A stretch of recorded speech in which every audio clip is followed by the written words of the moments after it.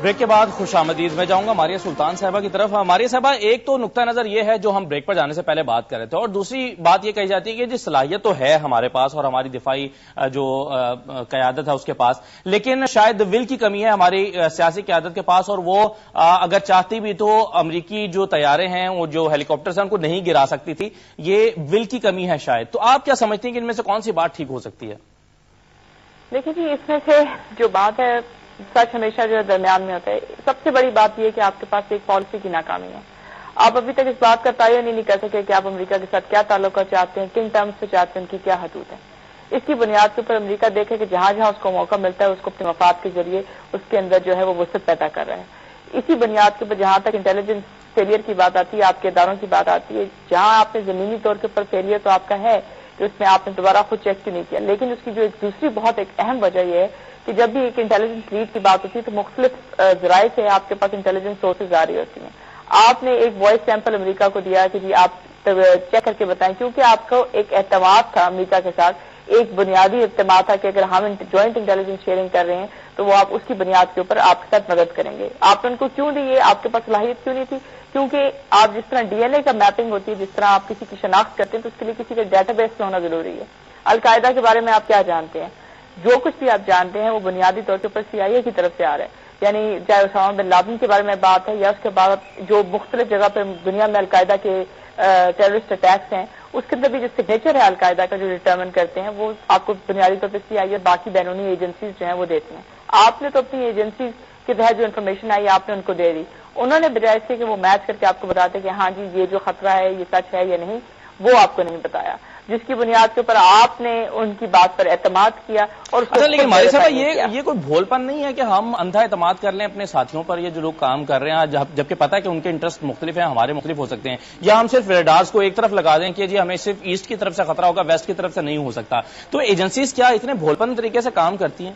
نہیں، میرے خیال سے سب سے بڑا مسئلہ ہی ہے، جیسے میں نے آپ سے کہا کہ بنیادی طور کے اوپر آپ کی پالیسی کا فیلئر ہے. پالیسی آپ نے کیونکہ اس کے اوپر آپ نے یہ اس بنیاد پہ بیس تھی، اس کی وجہ سے آپ کو یہ مسئلہ ہوا. دوسری طرف جو آپ کے سامنے جو صورتحال پیش آئی وہ اس لیے آئی کہ امریکہ نے بھی جو اسالٹ بھیجا، یہ اسالٹ کیا، وہ انہوں نے 2 جنگی ہیلی کاپٹرز کے تحت کیا.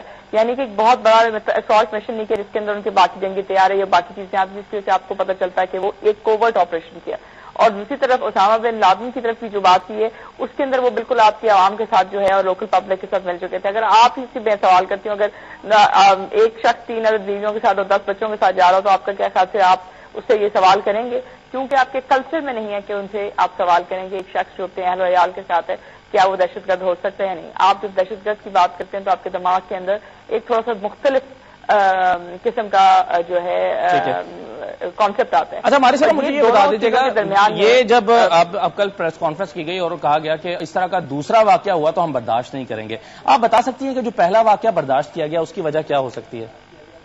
حال کی اس کی سب سے بڑی وجہ تو یہ ہے کہ ایک تو آپ کو بہت زیادہ اعتماد تھا امریکہ کے ساتھ جو آپ کا تعاون تھا، آپ کا خیال تھا کہ امریکی جو آپ کو کہہ رہے ہیں وہ سچ ہے، اور آپ نے اس کے اوپر آپ نے یہ نہیں دیکھا کہ جہاں ان کا مفاد آئے گا وہ آپ کو رون دیں گے، اور اس کی بنیاد پر آپ کے ساتھ یہ واقعہ پیش آیا.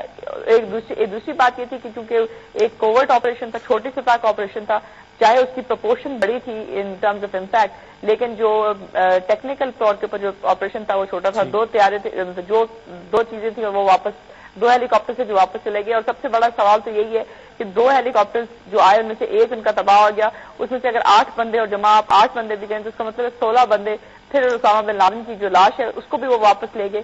تو اس کے اندر بہت ساری چیزیں ہیں جو ابھی تک واضح نہیں ہیں. اور پھر انہوں نے کہا کہ اس کے بعد دوسرا بیان آیا کہ نہیں ہم نے 2 چنوک جو ہے طیارے مطلب ہیلی کاپٹرز بھیجے تھے، لیکن وہ جو ہے چنوک ہیلی کاپٹرز میں اور کامبیٹ ہیلی کاپٹرز میں بہت فرق ہوتا ہے ان کی رفتار میں.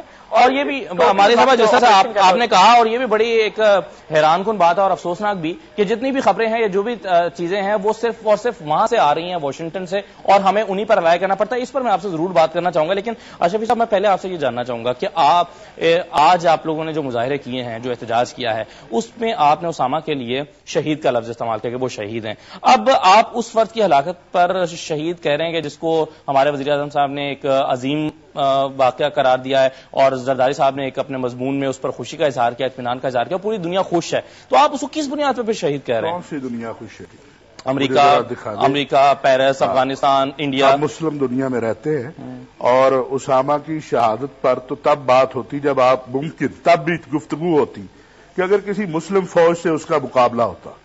وہ کفر کے درندے جو پوری دنیا میں لاکھوں مسلمانوں کو قتل کر رہے ہیں، انہوں نے ایک مسلمان کو آ کے یہاں قتل کیا ہے، اور انہوں نے عالمی قوانین کی بھی پاسداری نہیں کی، اس ملک کے قوانین کی بھی پاسداری نہیں کی. اسامہ بن لادن نے یہاں کوئی قتل نہیں کیا تھا. اسامہ بن لادن اگر یہاں رہ رہا تھا تو ایک گھر میں پرسکون انداز میں رہ رہا تھا.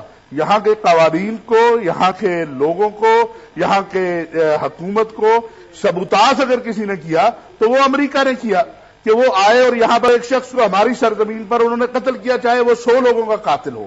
تو پہلی بات ہے کہ چونکہ اسامہ بن لادن کو کفر کی فوج نے آ کر قتل کیا، یہاں پر اس کا کسی اسلامی فوج سے مقابلہ نہیں ہوا، مسلمانوں سے مقابلہ نہیں ہوا، تو اس کی شہادت پہ کیسے شک کیا جا سکتا ہے؟ ٹھیک ہے اشرفی صاحب، میں ایک یہاں پر ناظرین بریک لیں گے اور بریک کے بعد گفتگو کو آگے بڑھائیں گے. ریاض الدین صاحب ہمارے ساتھ موجود ہیں، ہماری سلطان صاحبہ موجود ہیں، حافظ طاہر اشرفی صاحب موجود ہیں، اور اس حوالے سے بہت سارے ایسے سوالات ہیں جو کیے جا رہے ہیں اور دماغوں میں لوگوں کے اٹھ رہے ہیں. مزید بات کریں گے ایک بریک کے بعد.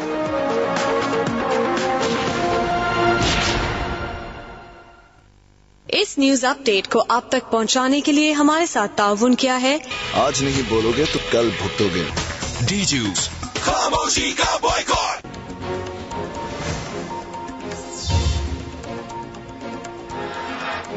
کراچی کے علاقے لیاری میں چاکی واڑہ نمبر 2 میں جوئے کے اڈے میں دھماکہ، 4 افراد ہلاک، 20 سے زائد زخمی.